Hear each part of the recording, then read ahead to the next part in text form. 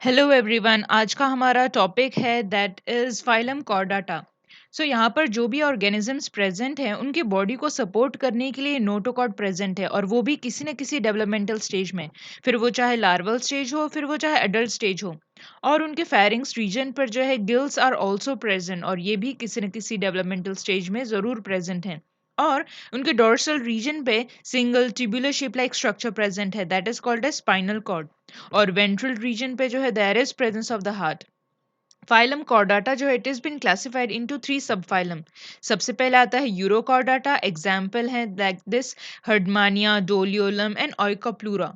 और next sub phylum है that is cephalochordata, example है that is amphioxus. And next sub phylum है that is the vertebrata. तो सबसे पहले हम बात कर लेते हैं सब फाइलम यूरोकॉर्डाटा की। ये ऐसे ऑर्गेनिज्म है which lives in the sea water, और इनकी जो बॉडी है it is covered by skin जिसको हम टेस्ट या तो फिर ट्यूनिक बोलते हैं। और जो लार्वा है इट इज फ्री स्विमिंग, और जो नोटोकॉर्ड जो है it is present in the tail reason of this larva. और जो लार्वा जो है वो धीरे धीरे मेटामॉर्फोज कर जाता है इनटू द अडल्ट, और अडल्ट जो है वो सेटल डाउन कर जाता है at the bottom of the sea.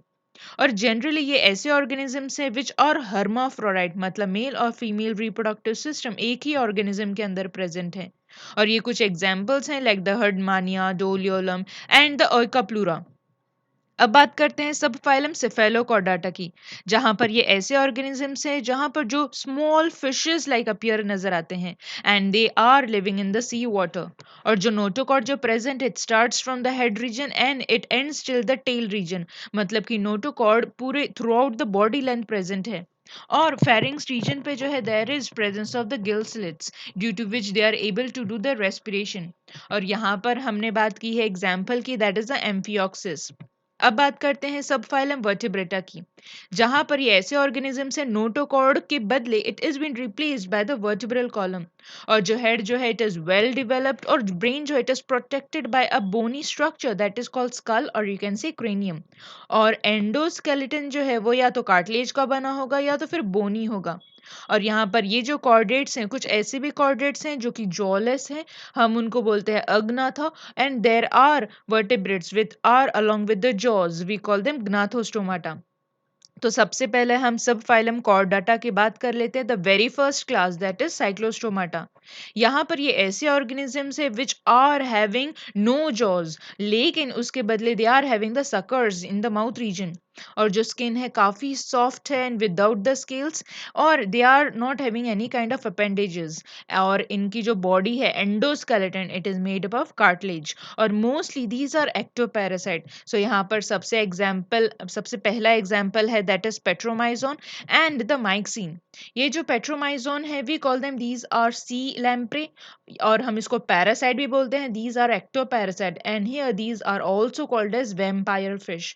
और दूसरा एग्जाम्पल है that is Myxine, we call them these are the hag fish, या तो आप बोल सकते हैं jawless fish, which usually feeds on the soft body parts, soft bodied invertebrates and even the larger dead animals. So here you can see that petromyzon it is an ectoparasite. So by the help of the circular mouth suckers they get attached to the larger fish and uptake the nutrients from the larger fish. तो इस तरीके से एक तरीके का ectoparasite के जैसा आपको ये लैम्प्रे द पेट्रोमाइजोन नजर आता है। अब बात करते हैं क्लास स्पाइसेस के बारे में। यहाँ पर ये जो फिशेस हैं these are cold blooded animals, we call them poikilotherms, मतलब they are unable to maintain the body temperature. इनका जो टेम्परेचर होता है स्पेसिफिक नहीं होता, it is like that of the environment temperature.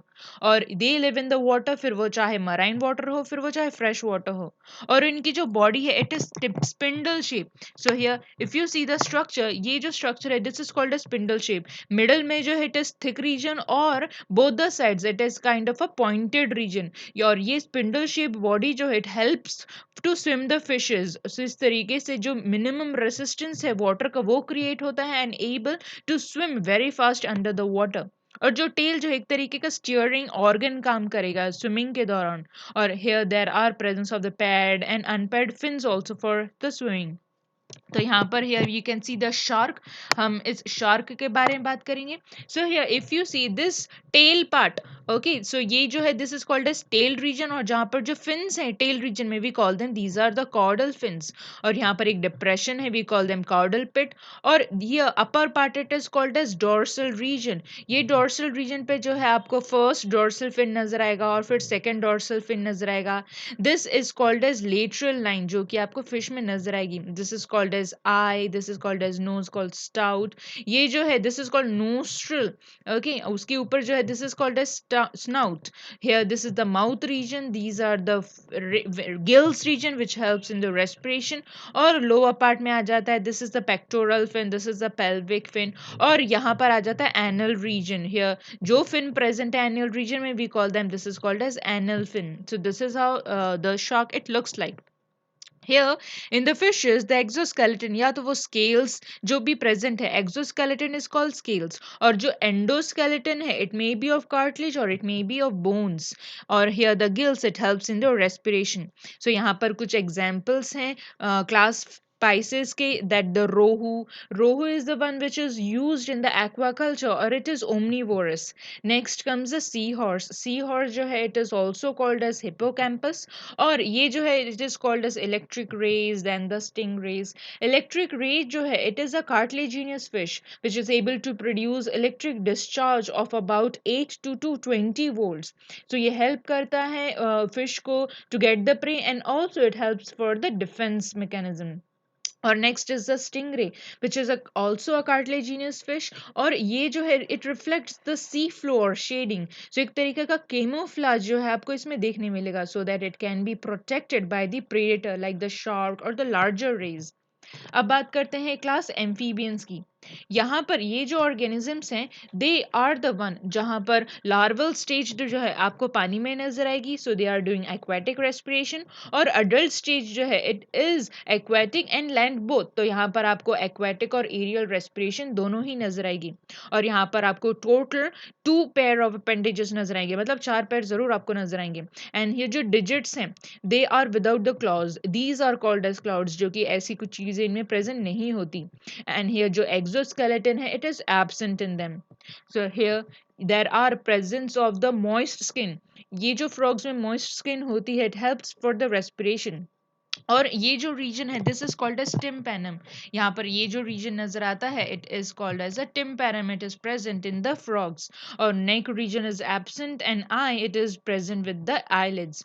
और यहाँ पर हम कुछ एग्जांपल्स लेंगे like that frog, this is the toad. Toad जो है it is having kind of dry leathery skin, और they are having short legs. This is a salamander जो कि लिजर्ड लाइक अपीयरेंस नजर आएगा, and it is also an amphibian.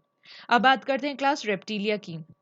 यहाँ पर ये सबसे पहले टेरेस्ट्रियल एनिमल्स हैं, और ये क्रीपिंग मूवमेंट करते हैं लैंड के ऊपर क्योंकि ये अपने बॉडी को लिफ्ट नहीं कर सकते हैं। And these are also cold blooded animals, मतलब कि they are unable to maintain their own body temperature. और इनकी जो स्किन है it is skin is kind of a dry scaly, और हियर जो नेक है it is present between the head and the trunk region, और external ears totally absent हैं। And digits जो हैं they are having the claws present in it. और here कुछ examples हैं like the tortoise, turtles, the lizards, the snakes. Tortoise जो है it is the land dwellers, उनके पास शेल होता है which protects from the predator. Turtle जो है वो एक्वाटिक रीजन में नजर आते हैं।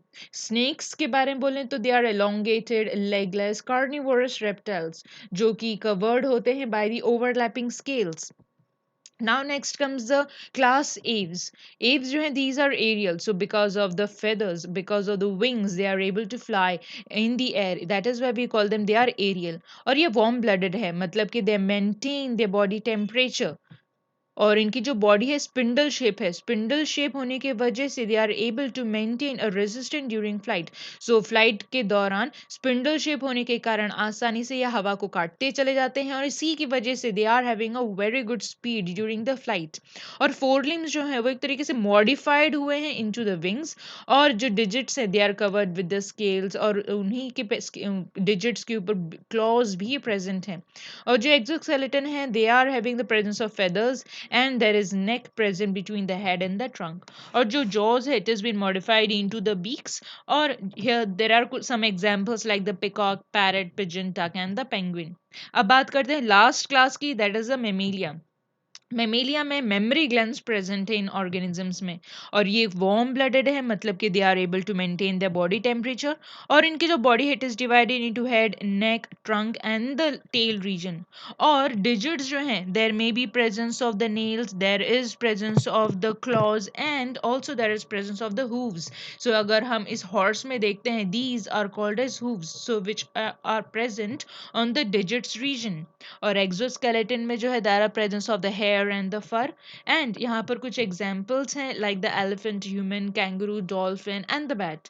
कैंगरू जो है, these are called as marsupials. और बैट जो है, ये वन एंड ओनली मैमल है which are able to flight, capable to have a flight. So this is how the chapter ends, and thank you very much.